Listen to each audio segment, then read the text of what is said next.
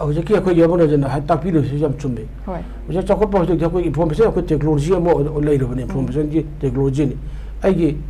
kubak mai dai mobile ma pai matam da prithvi gi karam jaga kai do wari saba ya lei bulum lei ro bane haina sen ra gadi adana ji information technology da dum batek gi khongjen jang chakhar khan adu manipur gumba akhoi gi war gi awang pok si dai da lei ba khoi state sumba se dia khoi gi sumba gi kana ba se phangga su batek mafum batam sana mafum phana kana ba phang mangam di khudam pana ira lebo ba khoi gi pramal ona example pi matam da hujik manipur thoklai ba akhoi thakul suraba adugumba akhoi gi irang asigi matam da akhoi kairak sure akhoi manipur langang da akhoi gi irang lakshan ba control tongrom ni haiduna internet broadband man just don't to kuin to rene thabe to reba aduna internet ki batung ne mi lalu tik to jere ba mai masung tam jeri ba ko alu to ri ba ya pun online de to pun mak loi masu mangi ba crore kya pa ga mang ga di asi magi mang ga mayam si ubi berati ba kasagi internet to thingjela kana irang ju subscribe to ga adu ka da loi re habi go re ba loss again ama tong jimba ai internet thingjelu ba sina kaya amna kana bono amang karino haibasi sakot pale bak am orgedi mali dogi khalde samana khal kana thabak khudumuk taweba to sakot to bak aregi orgedi ai dong thabuk to ai hado tingelu haibro chatleba aduna hadak tade yengo tengkhang ke rak naina ko gi internet se ko gi tingjinna broadband thingna leibadagi irai lairana atoi lairana ko gi I pau to juluba akoi phaudo dong matik je thing pi hin adu akhoi di hene yak ta mi gi se da internet ge through da ta mi se la tam ma to ma to lo ma akhoi khang do leiri ko si aso subject amana amne ba adu ma se adu gi da pra de khata da leim de ba adu wasi suaina ko gi akang ahi sing mayam na matam sana hum jana amanga tung mayam puthok pira ga haibira ko che wasi akhoi yam na phai adu matung da to bi taraga so ko thingjin bi ba to bi ba taraga so wakhan yam na khal ganda to de adabagi toksin ba to ba ko adura treta internet thingi khodi haraga na ko gi da hekta tha ni ma karima thingjin la ganda pura bom bale ba amu oina I pau samadra ba ko gi dbaina nungi chukki punsi da leiba film do oiraga thamba si so phatte madu gi awat bu gi adugi awat bu gi mekhat bu do madu hena matam nam cha am chang ye ba aduna ko na kana tai Laratai, aduna langa sasal towi deba lebak afaba alakhang ba ahi benena lablong puding lai biru singa sina moina khawu deba hele purum mato maribak birung dong uhin biu ada kanwa thabam tawam matamda loss and the gel amang atung liging birakanda amang yam helagadi to ru do buri aduna tawdeba di haraga so to kalok ko agmaming digi oina si to buya ba to biu aduga people singsu akoi singsi lebang sa tasi afaba citizen oisi afaba citizen mo oragadi akoi lebak se phagani afaba citizen oragadi akoi election ni matam do oragasu miyagi mut khanba koina haigani afaba horaloi doba machine throi doba miyabula ron pot oina season hoi doba ko got ka haraganda adungma akoi mirep to akoi khanba haigani adura khwadi phatresi akoi mirep oirba botol oiba akoina ideal botol oidaba isana isa wasa khangdaba babung phau sirje lebo oidaba isabu leiraga sena yaba sumbodagi oirga akoi leira sena raganda mapu oihibani adu lebak ase wabani adu lebak ase sokul bine se haitaragadi citizen oidaba akoi masu ko akoi babung phaba sirje lamo oina akoi leiba tai adu akoi na yam sotharagadi songa yaroi adu simai thamjage bema hoi thagachai oja aduga Malemgi thodok singda yumpham oiba America da phongba journal haibitare foreign policy FP na ingsok lising aniga kun manga da malemgi mafam khuding maki oina legadaba umkhatna ba nipan gi list semba phongba kanda ikhoigi malemgi omduna leiriba irang nipan adugi manungda manipur gi tha kun helaklaba irang asisu yauri haiba wafam ne oja wafam asi nungaiba wafam di oidre kari kamai oje akogi America पृथ्वी के लेबाक से मंग जो कोई super power नहीं है ना लेकिन अभी हिरम खुदिंग बड़ा कोई चक्कर बला बला लेबाक अमने अमेरिका है बिस्मा के सुपर पावर नहीं अदबो अमेरिका फोंग कोई के जनरल अमा ओइना कोई के पृथ्वी से कोई उखदबा अदगी थोक दो थोदोक सिंग अचोब इरांग लेबाक काबे अब मैं पर बक्से जनरल ना ठीक लगे स्टडी में सांग तरो तेलक मतमदा अदुगी मतुंग मिना कोई के मणिपुर थोइबा कोई के था कुन सुरबा इरांग असिजो अमा ओइन हाइ हाइ रेसे masi mana hari do tigala ba haibo orang ni adagi sum musu ocean haibo yai ocean haibo di atugu mamas irang ama thokani haibo se zaren jina koi predict to go thik ko la gara khangong me ba adu akoi manipur re ba akoi manipur lenga adagi manipur akoi gi india government mayam purabakti sum ba ama ko tholo ka do re haibo se han masi akoi masi ko na khangum thoye ba haibo lenga bo do sori ba लोन थुआने होनरीबा आइगे मिगी नारीबा अदगी मिरमदगी अखोगी मी संगसेल आइबा जुमदांग होना कैनाबो ओइख्रिबा इलेगेन immigrant ma'am तौख्रिबा मैं पुनमक्से मसे अखोई मसिन मतम अमदे कासिना इरांग थोरप याई को हेबसे अखोगी हाना अखोगी लंगा पाइरबसिंग भारत लंगा मनपुर लंगा थे मैम खंगुम थोबनेबा अदो अमेरिका के जर्नल दोदि खंगीबा अदो मुंग निपान दा अखोई याउरीबा अदरा अदो हाइबदी मनपुर लंगा से ममिंदगी ओइनंगाई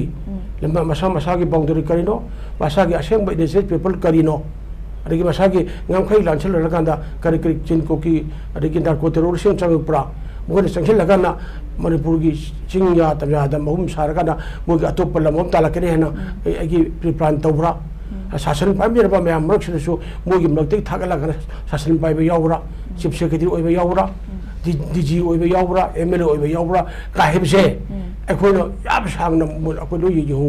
यहुगुदबनेबा kana अखोनो हाइबा kana नो लेंगांग नाइबा लेंगा हासि लो यावरे लेंगा हाइसे असिना अखोइ मैतै यावरे अखोइगी अखोइ मैतै पांगन यावरे को अदि कि यावरे यावरे नागा यावरे लो कालु कुथा मंगागी नैरे को कालु कुथा मंगागी लैरिबसिना मनिबाग मणिपुर से थुगाइनबा सेगाइनबा असिगी थबक करके तो करा यावर बगे हाइबे को बचे थिमिन नगदबनेबा अदना आइगे कालु मागे कालु हाइबे रोम दोइना संखिल लगा लैहिबे रोम दे किसु थोरप लेबा अदन हुजिक ताबिरे दोनी अमेरिका फोंगबा जर्नल दोना पृथ्वी की ओरबे इरांग मयाम मा तो को तुमदे नेपाल की मनुंगदा मणिपुर सु यावरे अदना मणिपुर की रांग से लोशन के ना हाइबे तारगदी गाना लोशन बे याय भारत हाइबसी अचौबा कोई की मासु शक्ति लेब सुपर पावर ओइगने ना लैरिबनी को अदना मयाम हन हाइरबनी पृथ्वी की लेबाक सिंग मरुक ता कोई आर्मी की ओरबा लार्मी की पावर से अखोगी मरी सुबदा थाकता लै हारिनेबा अदना करिगुम्बा अखोगी भारत की लेबाक अमदा करि मतमदा लांदारक पतब मतम अमदा हेक्तबक तौगे हारगी इकोम कोम थोएबा खुदमेना पंजाबदा कागिन की वार तौहि मतमदा कागिन वार दो था अमा चंगदेबा ngai पागन लुसलेबा अदना सिदे कागिन की वार सुरते अखोर मणिपुर लांदारेबा खोरेबा सि दोन बोमिंग तौरेबा निमित खुदि कासिन खुदि तौरे मैम पर मसे कनानो हाइगा हारगदि भारत लंगान मसे फ्रस आउट तौथोके हारगदि मिकुप अमा चंगोदोनेबा अदुबो अदुम तौलै अदना सिलेसु मैम हाजिने करिनो मसे भारत लंगा की पोक्सी वारबा लेब्रा असिगी मरुमदि थमै कारबा अमा लेब्रा नॉर्थ ईस्ट की मणिपुर में स्टेट से लांगन लगाना मोय मचन अमग तिनबा याद्रगांदा भारत लंगा की अफबा ओगी खुदोंग चाबा मा लौदो लेब्रा हाइबा अमा लै सुमनि अदुन मसे हे पलिसी कैनो हाइबदा मणिपुर लेरबा नॉर्थ ईस्ट की स्टेट लेरबा मैम से की मैम बिगी ख्वाइदि कलक से मणिपुर से भारत तगी हन निंग तंबा हनबा को मनिंग तंबा लेबा खनबा अदगी होगी मसा के लंगा अखोगी वोट तौदना लंगा सेजबा हनबा निंग तंबा खोइ बरेबा बाचुबा मागी पुवारि फजरा लेजबा लोइबा मसा मुथुल लेजबा अमनि अदना मसे भारत अखोगी मजर तौदना लोक्सिंग हिम मतमदगी अदु यारोय हर हुजे मणिपुर तोंगान तोंगा लाल हौ लुक का हम थोलै लाल हौ लुक हाइबा थोलै बा सिंग सिसु नियम चुना माग निंग तम फंगजेगे हाइबनि अदु माना नियम चुना लाल हौ चिन हौ मतमददी था अनि संगदना सोइद्रम की अखोइ निंग तम से फंगिनि हाइबगी याम कीबा मसु लैयेबा यूएन पिदोरिबा मणिपुर दि भारत को मनतेबा भारत को मनिंग थौ जमींदार पानबा अखोइ लेबाक चांगवागा कुनि थोइ मुंगना हाइ सब्जेक्ट टू करेक्शन कुनसन लगा नमा समजिन के बलेबा अमनेबा अखोइ दि साउथ एशिया दा मनिंग तमना दा लाइर पाखंबा 30 80 दगी एकदम मतिंग तमलेबा अमोइ लैना अखोइ लमखै चाउ लै बलेबा अमनेबा भारत का अदि जेनरल को देखो दि अखोइ दि नगारिन दि बना तेबा नगारिन दि भारत समजबनि ना अखोइ दि मिजोराम को मरतेबा मोई की सब्जेक्ट की गातने अखोइदि मेघालय को मनते अखोइदि मनिंग तम अखोइगी एक मनिंग तम जो भारत के जनरल दि कचा हाइतारेने अखोइ जु गुमरेबा अमनेबा अदुना असुम रेबा अमने सिदने निंग तम की इहौसि फजना हरोप तौरगदि फंगिनि अदुना मसिदि खतना हन्दना लांगन्दना तेरगा मोई मसन अमक अम तिरेयादनगा अदुना मणिपुर का से अखोइगे अहुम थोनगा खैथोक्तरगा तौरगा दमानगा थम बारे बॉर्डर स्टेट का ओइबनिना बोरो स्टेट उइबनिना खु चिनागा भारत का मरी फनते अदगी हुजे म्यांमार सिविल वार थोई बांग्लादेश ता लेई थोई मैम सिरा भारत का तंगदरिबा खु जियो पॉलिटिक्स मैम का याम जामे बको अदुना अखोगी लेंगाक ना मसि मुना खंबताई रे खोगी मियांग ना मुना खंबताई अदुना नि असिगी अदुना नि अमेरिका दगी जर्नल दुना थिजनदना तौदरा खु सिबाव तौरइसे मसे अबो कहना खु द बिकप थोलबा अबो कहना लंबी साइ तौरे ताकपिरो अमो ओइरबने अदुना खु मुनि यंगबताई अदुगा अखोगी लालसे लोसद होनबताई हाइबसे अई मसिदा थमजगे अदुना सिमक्सदा भारत लगाना मणिपुर लगाती येंगी येंगी बे करिनो गाना लालु सिमबिगे हाइरगदी गाना लोसनबा यारे आई हाजरिसिनी कागिन वार ताक मतमदा थाम तंगदिबा अदु कागिन वार नतिबसे सिदी मिकुप लोसनबा याव करिगी लोसनबिदबनो हाइबसे अखोई मणिपुर की ऑनरेबल चीफ मिनिस्टर मारेबाग निरबा ऑनरेबल चीफ मिनिस्टर ना ngasi फावदा भारत की प्राइम मिनिस्टर उनर वरी साबंगम जदेबा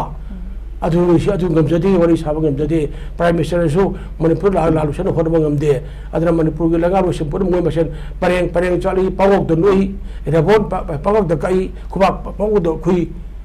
स्वाय तौ लई रेबा लालुसन नि हाइदरेबा लालुसन नि हाइदबने अमदा हाइदबनेबा अदुनि चली अमदा फंगजत अखो जता हुलुगनी अखोई गनो दा अखोई सेनापति चलगा दा cabinet फमिदो Fai अदुसो yam Fai Singh तौरबा go to हिल काय तौबको फमिनी अदु कोबा खुगनी अदि मे फंगनी मोय नोकनी अदु लालुसन बिदो होनगनी सि तौरे जे स्वाय हाइरोयबो स्वाय हाइरोयबो लालुसन नि हाइरोयबो असिनी अखोइना सिना अखोइना मणिपुर चीफ मिनिस्टर वाइदबाग नंग चीफ मिनिस्टर कमाइना नंगिरी बनो इदबाग नंगी हाइरगदी लालुसन लोसलगना लोसलो मियामदी मैं इब खांग ngau चबा लेरे सोम चाबुं खांद्रे ओफल जेला फाजला थमे लाइक तमम खांद्रे लोइरे मियाम दि पुंदा लोइरे बने अब को होजे नुवाइरे बय फेरे बेजेबो सिक्युरिटी पर्सन सिन ngak सेंदर लेरेबा अदगी फुरा दुरांदा तुमदना मोते मुंदमदा नो चबुंदा यावना लेबो मानरिबा अंग मथौ मियाम पुनम अति मुइ खरदि गारे अदो लेबागी रामसिदि आवाबदि मोगी मसा यावदे मोई लोइने बि यावदे ममा मपा बसु बसा सिबि यावदे मोदि नुवाइने याखुं थुम चा लेदि वारि दि खोगी परजामियम लंगु सिंगे मियाम सिनि हाइबि खंबियु असे भारत की प्राइम मिनिस्टर लाइर बगी मरुप ने ओइरे बाबाई की प्राइम मिनिस्टर खंबियु लाइर बे मरुप ओइरे बा अकोइ ओनरेबल चीफ मिनिस्टर खंबियु हाइबि आई थमजगी